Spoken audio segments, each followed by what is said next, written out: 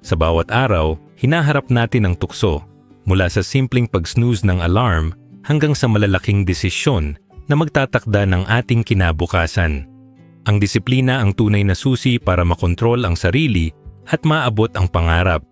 Hindi ito tungkol sa pagiging perpekto, kundi sa kakayahang pumili ng tamang landas kahit mahirap. Sa librong ito matutuklasan mo ang code ng disiplina, paano i-unlock ang self-control, palakasin ang willpower, at gawing lifestyle ang tamang ugali. Kapag natutunan mo ito, hindi lang buhay mo ang magbabago, ikaw mismo ang magiging inspirasyon sa iba. Pero bago natin simulan, paki-like naman ng video natin ito dahil malaking tulong na po yan sa mga content creator na kagaya ko. Maraming salamat po. Chapter 1. Ang foundation ng self-control. Sa bawat araw na dumadaan, may mga sandali tayong nahaharap sa tukso. Minsan simpleng tukso lang. Isang notification sa phone na humihila sa atin palayo sa trabaho, isang masarap na pagkain na nakahain kahit alam nating hindi na dapat, o kaya'y isang pagkakataon na magpahinga kahit may deadline na naghihintay. Sa unang tingin, parang maliit lang ang mga ganitong bagay. Pero kung iisipin, dito nagsisimula ang tunay na laban ng disiplina. Ang foundation ng self-control ay hindi tungkol sa malalaking desisyon agad, kundi sa maliliit na pagpipilian na paulit-ulit nating ginagawa araw-araw. Kapag sinabi nating disiplina, madalas naiisip ng tao ay mahigpit na batas, parang sundalo na walang puwang para sa kalayaan. Pero ang totoo, ang disiplina ay hindi pagkakait sa sarili, kundi pagbibigay ng direksyon. Para itong kompas na nagtuturo kung saan ka dapat pumunta kahit pa maraming distractions sa paligid. Kung wala kang disiplina, kahit gaano ka katalino o kahusay, madaling masayang ang oras at oportunidad. Pero kung meron ka nito, kahit simpleng tao lang, kaya mong magtagumpay dahil alam mong kontrolado mo ang sarili mo. Ang unang hakbang sa pagbuo ng self-control ay ang pagkilala sa sarili. Kailangan mong tanungin, ano ba ang mga bagay na madalas akong nadadala? Social media ba na hindi ko mapigilan? Pagkain ba na sobra-sobra kahit busog na? O procrastination na laging nagpapaliban ng trabaho? Kapag malinaw na sa iyo ang mga triggers, mas madali mong matututunang pigilan ang sarili. Hindi ito tungkol sa pagiging perpekto, kundi sa pagiging aware. Awareness ang susi dahil hindi mo makokontrol ang bagay na hindi mo nakikita. Isipin mo ang isang driver na nasa kalsada. Kung hindi niya alam na may stoplight sa unahan, tuloy-tuloy lang siya at baka maaksidente. Pero kung aware siya, kaya niyang magpreno at umiwas sa peligro. Ganoon din sa buhay. Kapag alam mo kung saan ka madalas madapa, mas kaya mong maghanda. At dito pumapasok ang mindset reset. Kailangan mong baguhin ang pananaw mo mula sa gusto ko ngayon, papunta sa mas malaking goal bukas. Halimbawa, gusto mong mag-ipon, pero tuwing may sale, bumibili ka agad ng hindi naman kailangan. Kung mindset mo ay, saya ngayon, mauubos ang pera mo. Pero kung mindset mo ay, financial freedom bukas, mas madali mong mapipigilan ang sarili. Ang disiplina ay hindi pagtanggi sa kasiyahan, kundi pagpapaliban para sa mas malaking gantimpala. May mga simpleng paraan para sanayin ang sarili. Isa na rito ang tinatawag na 5-minute pause rule. Kapag may tukso, huwag agad sumunod. Huminto ng 5 minuto, huminga ng malalim, at tanungin ang sarili, kailangan ko ba talaga ito? Kapag natutunan mong magbigay ng distansya sa pagitan ng tukso at action, mas lumalakas ang self-control mo. Isa pa ay journaling. Kapag sinusulat mo ang mga moments na nadadala ka, mas nakikita mo ang pattern. At kapag nakikita mo ang pattern, mas kaya mong baguhin. Hindi madaling proseso ang disiplina. Maraming beses kang madadapa. Pero tandaan, hindi mahalaga kung ilang beses kang bumagsak, kundi kung ilang beses kang bumangon. Ang foundation ng self-control ay hindi pagiging flawless, kundi pagiging consistent. Kapag paulit-ulit mong pinipili ang tamang aksyon, kahit maliit lang, unti-unti itong nagiging ugali. At kapag naging ugali na, hindi mo na kailangang pilitin ang sarili. Natural na siyang mangyayari. Isipin mo ang isang bata na natutong magbisikleta. Sa una, hirap siya, laging natutumba. Pero sa paulit-ulit na practice, dumating ang araw na hindi na niya iniisip kung paano mag-balance. Automatic na. Ganon din ang disiplina. Sa simula, mahirap. Pero kapag foundation mo ay matibay, darating ang oras na hindi mo na kailangang pilitin. Ang foundation ng self-control ay parang pundasyon ng bahay. Kung mahina, kahit gaano kaganda ang design, madaling gumuho. Pero kung matibay, kahit anong bagyo ang dumating, tatayo pa rin. Kaya bago ka magtayo ng mga pangarap, siguraduhin mong matibay ang pundasyon ng disiplina. At dito nagsisimula ang code ng disiplina. Hindi ito magic formula, hindi ito shortcut. Ito ay proseso ng pagkilala sa sarili, pag-reset ng mindset, at pagbuo ng maliliit na habits na unti-unting nagiging lifestyle. Kapag natutunan mong kontrolin ang sarili, hindi lang tukso ang kaya mong labanan. Kaya mo ring harapin ang mas malalaking hamon ng buhay. Sa pagtatapos ng unang yugto, tandaan mo, ang disiplina ay hindi kaaway ng kalayaan. Ito ang tunay na nagbibigay ng kalayaan. Dahil kapag kontrolado mo ang sarili mo, hindi ka alipin ng tukso, hindi ka biktima ng impulsive decisions. Ikaw ang may hawak ng manibela ng buhay mo. At kapag ikaw ang may hawak, kaya mong dalhin ang sarili mo sa direksyon ng tagumpay. Chapter 2. Building Unstoppable Willpower. Kapag naitayo mo na ang pundasyon ng self-control, ang susunod na hakbang ay palakasin ang iyong willpower. Maraming tao ang naniniwala na ang willpower ay parang magic na bigla na lang dumarating kapag kailangan mo. Pero ang katotohanan, ang willpower ay hindi regalo na basta ibinibigay. Isa itong muscle na kailangang sanayin, palakasin, at alagaan. Kapag hindi mo ito ginagamit, nanghihina siya. Pero kapag araw-araw mong pinapalakas, nagiging matatag at halos hindi na matitinag.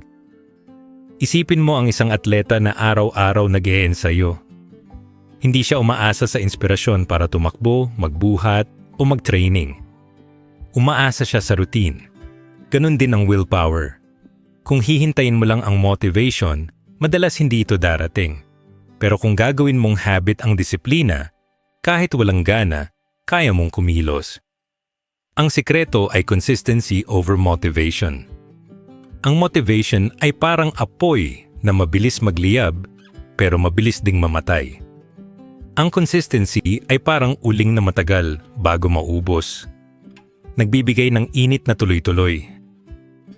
Maraming tao ang nagsisimula ng proyekto na puno ng inspirasyon. Pero pagdating ng ilang linggo, nawawala ang gana. Dito pumapasok ang disiplina. Kapag may routine ka, hindi mo na kailangan ng inspirasyon para kumilos. Automatic na siyang ginagawa ng katawan at isip mo. Halimbawa, kung sanay ka na gumising ng 6:00 ng umaga para mag-ehersisyo, darating ang araw na kahit hindi mo gustuhin, babangon ka pa rin. At kapag bumangon ka, doon mo mararamdaman ang tunay na lakas ng willpower. Pero paano nga ba palakasin ang willpower?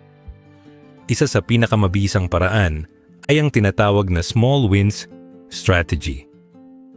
Huwag mong pilitin ang sarili na agad-agad makamit ang malalaking bagay. Simulan mo sa maliliit na tagumpay.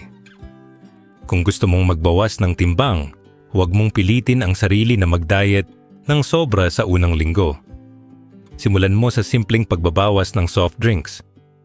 Kapag nagawa mo iyon, dagdagan mo ng isa pang hakbang.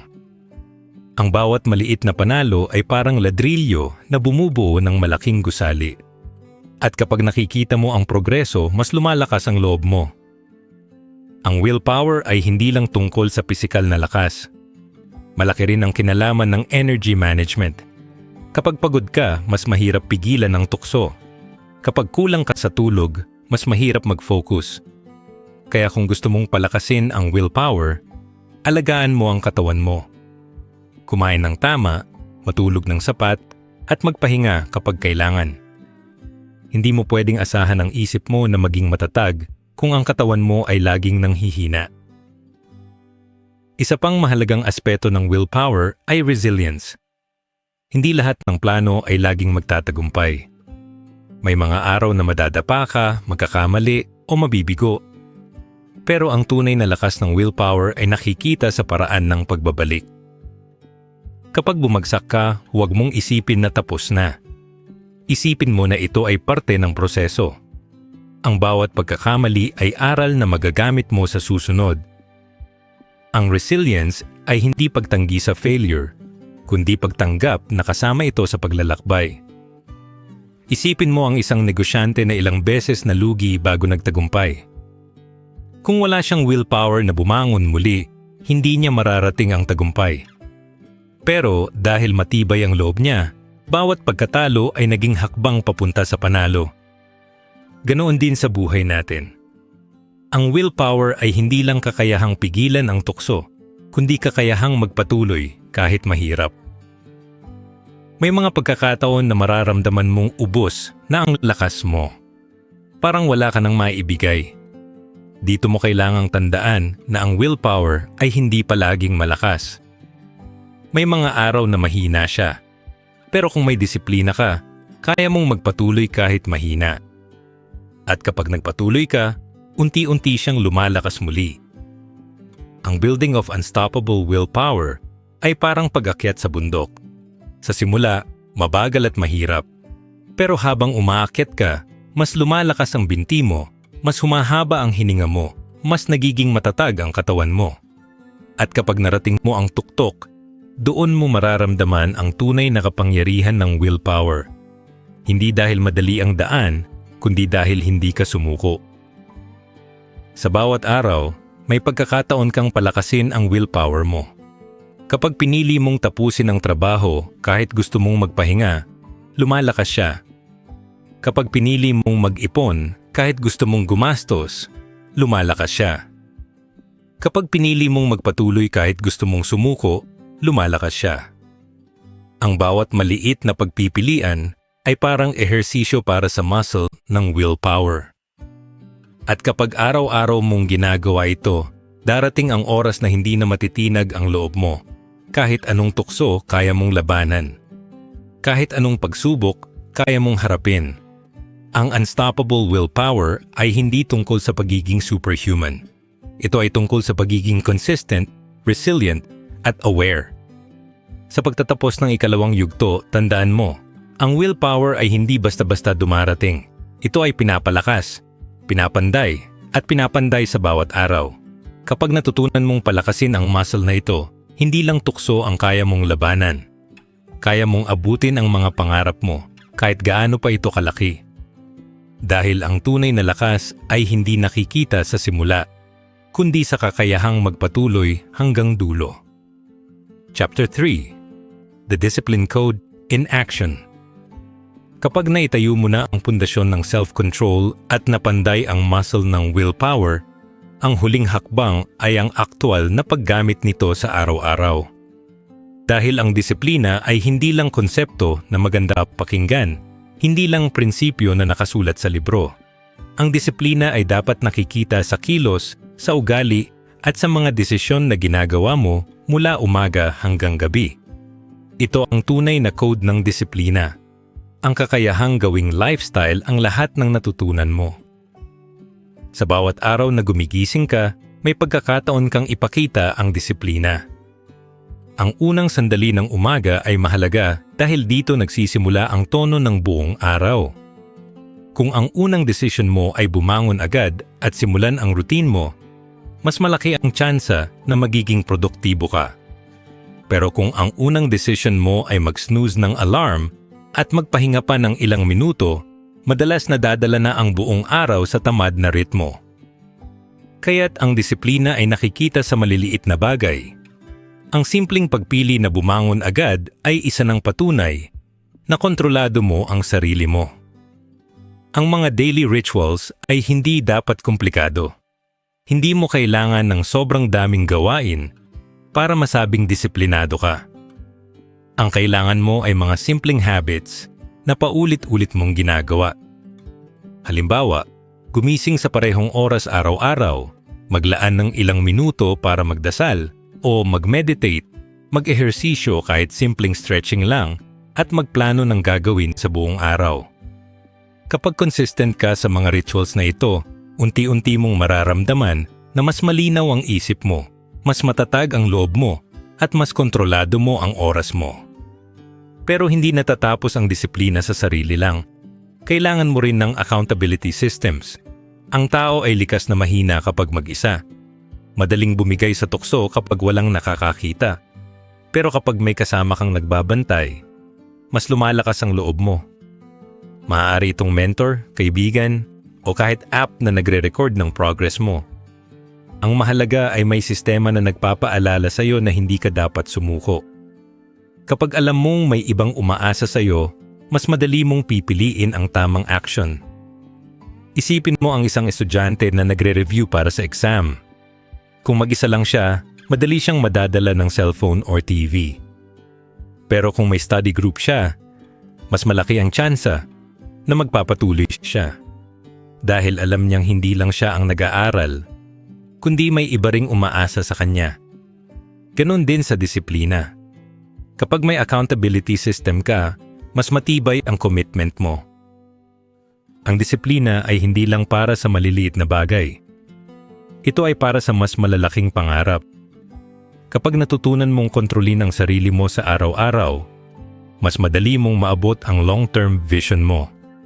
Ang mga pangarap tulad ng financial freedom, magandang career, o masayang pamilya ay hindi natutupad sa isang gabi.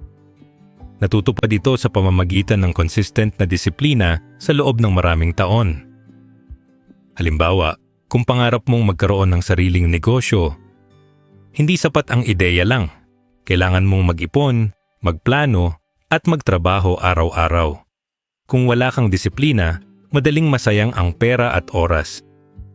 Pero kung disiplinado ka, kahit maliit lang ang hakbang araw-araw, darating ang oras na makakamit mo ang pangarap mo. Ang disiplina ang tulay mula sa pangarap papunta sa realidad.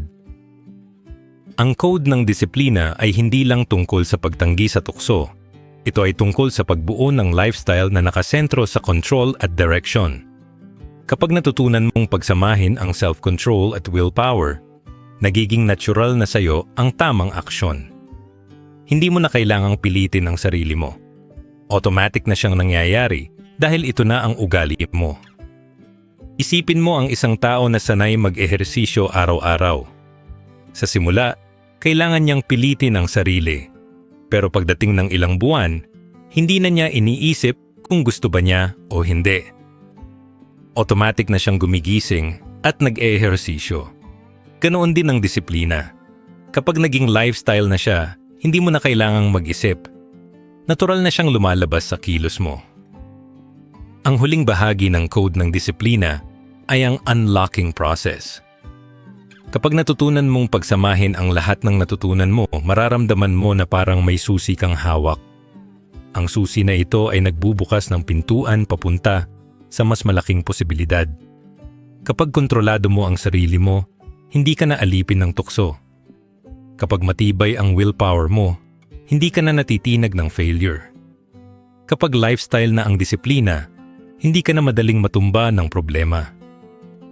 At kapag narating mo ang puntong iyon, mararamdaman mo ang tunay na kalayaan. Dahil ang disiplina ay hindi pagkakait sa sarili. Ito ay pagbibigay ng direksyon. Ito ay pagpili ng tamang landas kahit mahirap. Ito ay kakayahang magpatuloy kahit gusto mong sumuko. Ito ang tunay na kapangyarihan ng code ng disiplina. Sa pagtatapos ng ikatlong yugto, tandaan mo, ang disiplina ay hindi isang bagay na natutunan mo lang. Ito ay isang lifestyle na dapat mong isabuhay araw-araw. Kapag natutunan mong gawing ugali ang self-control at willpower, hindi lang tukso ang kaya mong labanan. Kaya mong abutin ang mga pangarap mo, kaya mong baguhin ang buhay mo, at kaya mong maging inspirasyon sa iba. Ang code ng disiplina ay hindi para sa iilan lang. Ito ay para sa lahat ng tao na handang magbago. Para sa lahat ng tao na handang magtrabaho para sa pangarap. para sa lahat ng tao na handang piliin ang tamang landas kahit mahirap. At kapag natutunan mo ito, hindi lang sarili mo ang mababago. Mabago mo rin ang mundo sa paligid mo. Sa dulo ng lahat ng aral, malinaw na ang disiplina ang tunay na puhunan ng tagumpay. Kapag natutunan mong kontrolin ang sarili, palakasin ang willpower, at gawing lifestyle ang tamang ugali, wala nang hadlang na hindi mo kayang lampasan. Ang code ng disiplina ay hindi lang para sa sarili mo, kundi para sa lahat ng taong maaapektuhan ng iyong halimbawa. Sa bawat tamang desisyon, sa bawat pagpili ng mas mahirap pero mas makabuluhang landas, ikaw ay nagiging inspirasyon. Tandaan, ang disiplina ang susi at ikaw ang may hawak ng susi. Paki-like ang videong ito kung nagustuhan ninyo, mag-comment sa baba kung ano ang natutunan nyo dito at para sa mga iba pang content like this, mag-subscribe kayo sa ating YouTube channel.